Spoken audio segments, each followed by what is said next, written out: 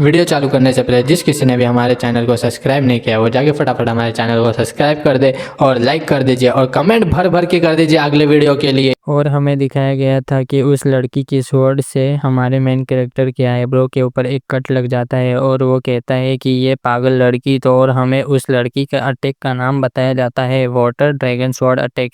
और हमारा main character मन में कहता है कि ये लड़की तो मोरी में एक्सपर्ट है। और हमें राइटर बताता है कि चिवलरिस मिन्जो ऐसा बहादुर फाइटर जो मार्शल आर्ट्स में बहुत एक्सपर्ट होता है। इसका मतलब ये भी होता है कि कोई ऐसा इंसान जो अपनी बॉडी और सोल को दोनों को ट्रेन करता है, अपनी किस्मत को कंट्रोल कर सकता है। मुरी में सिर्फ स्ट्रॉन्ग लोग ही पावर अपने हाथ में रख सकते हैं और कुछ मुरी मार्शल आर्टिस्ट तो डुअल फिस्ट से लड़ते हैं। कुछ मार्शल आर्टिस्ट के बीच में स्वॉर्ड और स्पेयर से फाइट होती है और कुछ मार्शल आर्टिस्ट तो ऐसे होते हैं कि 1000 सैनिक को मार कर भी ऐसे खड़े रहते हैं कि तारों के बीच में एक सूरज। मेन कैरेक्टर अपने जख्म पे हाथ रखता है और कहता है कि ये पागल लड़की बहुत ही खतरनाक है। और फिर वो लड़की अपने अटैक को हमारे मेन कैरेक्टर के ऊपर कर देती है। Flowing fish stream sword attack से हमारे मेन कैरेक्टर के पैर पे एक कट मार देती है और हमारा मेन कैरेक्टर सोचता हुआ कहता है, मैं अच्छे से सोच ही नहीं पा रहा हूँ क्योंकि मैंने कभी भी बैटलफील्ड में किसी फीमेल मुरी में एक्सपर्ट को नहीं देखा। ये सब ऐसा ही चलता रहा तो मैं वजह जानने से पहले ही मर जाऊंगा। और सबसे बड़ी बात तो उस लड़की की तलवार की रफ्तार मेरी आंखें भी साथ नहीं दे पा रही। और फिर वो लड़की मेन कैरेक्टर के गले पे कट मार देती है। फिर मेन कैरेक्टर जैसे तैसे अटैक को डॉज कर देता है और वो रोल करके पेड़ के पीछे छुप जाता है, अपने गले पे हाथ रखता है और सोचता है मुझे भागना होगा, मुझ पे पहले ही हाथ लगाकर हमला कर दिया गया है और वैसे ही वो लड़की मेरे लेवल की है ही नहीं। अगर मैं ढंग से लड़ता हूँ तो उसके खिलाफ आराम से जीत सकता हूँ। और मेन कैरेक्टर अपने गले के जख्म को देखता हुआ मन में कहता है, वो तलवार यूज करती है।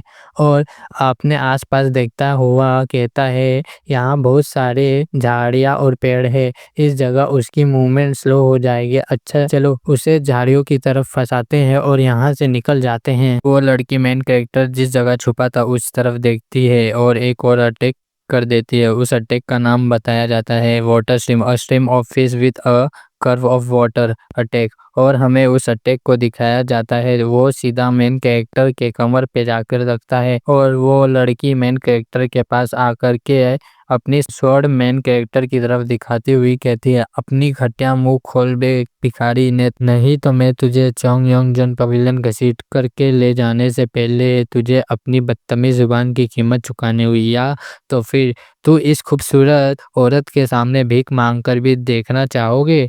क्या पता शायद काम कर जाए, शायद मैं तेरी जुबान को सलामत छोड़ दूंगी, मैं फिर भी तुझे यहाँ से घसीट कर ले जाऊंगी। तो फिर मेन कैरेक्टर उसके सामने झुकता हुआ माफ़ी मांगने लगता है और बोलता है कि मुझे पहले पता नहीं था इसलिए मैं पहचान नहीं पाया और मेरी बदतमीज़ जुबान फिसल गई, प्लीज़ मुझे तुम जिंदा छोड़ दो। और फिर वो लड़की मेन कैरेक्टर की तरफ देखती हुई अपनी स्वॉर्ड को सीट यानी कि कवर के अंदर डालने रहती है और कहती है, तुम्हारे पास तो रीढ़ की हड्डी ही नहीं है और इतनी जल्दी झुक जाते हो कि ऐसे आदमी को तो आदमी भी कहना बेकार है। अब मुझे कोई एक्साइटमेंट नहीं आ रही है, मुझे तुम पे तरस आ रहा है, इसलिए मैं मेरी बेइज्जती का जुल्म तुमसे नहीं मांगू। और जैसे ही वो अपने स्वॉर्ड को कवर के अंदर डालने लगती है वैसे ही मेन कैरेक्टर उस लड़की की तरफ देखता है और उसके हाथ को पकड़ के अपने लात से उसके स्वॉर्ड के ऊपर मार के उसके स्वॉर्ड नीचे गिरा देता है। और वो लड़की कहती है, तुम्हारी हिम्मत कैसी हुई। और हमें उस लड़की की स्वॉर्ड घास पे गिरी हुई दिखाई जाती है और मेन कैरेक्टर हाफते हुए कहता है, मैं अगर जिंदा रह सकता हूँ तो मैं भीख भी मांग लूंगा, ये कोई बड़ी बात नहीं है, मैं घुटने भी टेक दूंगा, शहर में रहने वाले मुरी मार्शल एक्सपर्ट को क्या समझेगा।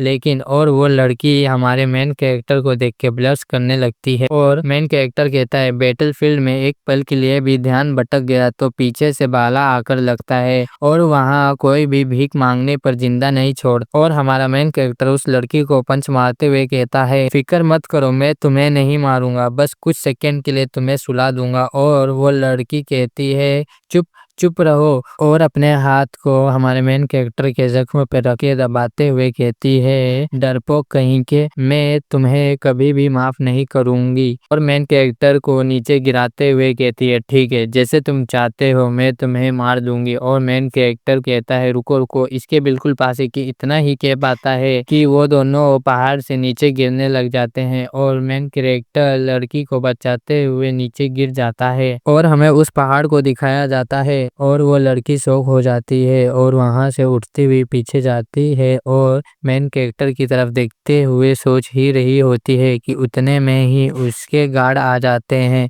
और पहाड़ के ऊपर से गार्ड आवाज लगाकर कहते हैं, कैप्टन, कैप्टन जंग, क्या तुम नीचे हो? क्या सब ठीक है कैप्टन? और कुछ समय बाद हमें पवेलियन का दिखाया जाता है और कोई मेन कैरेक्टर के ऊपर पानी मार के कहता है कि तुम उठ जाओ। मेन कैरेक्टर खांसते हुए उठता है और एक सिपाही कहता है, हमने चोर को पकड़ लिया है। वो जॉन के पीछे वाले पहाड़ी रास्ते की तरफ से भाग रहा था और मेन कैरेक्टर सामने देखता है तो वहाँ उसकी बहन और पवेलियन मिस्ट्रेस खड़ी थी। तो वो उस लड़की से पूछती है कि तुमने उसे पकड़ लिया ना, बहुत अच्छा काम किया है। और वो लड़की कहती है, कोई प्रॉब्लम नहीं है। और वो मिस्ट्रेस कहती है, तुम चोर हो या भिखारी, जो भी, तुम्हारी हालत तो काफी बुरी लग रही है। और उसकी बहन उसकी तरफ देखकर हैरान रह जाती है और वो मिस्ट्रेस आगे कहती है, तुमने जो ज्वेलरी चुराए थे उन्हें कहाँ छुपा के रखा है?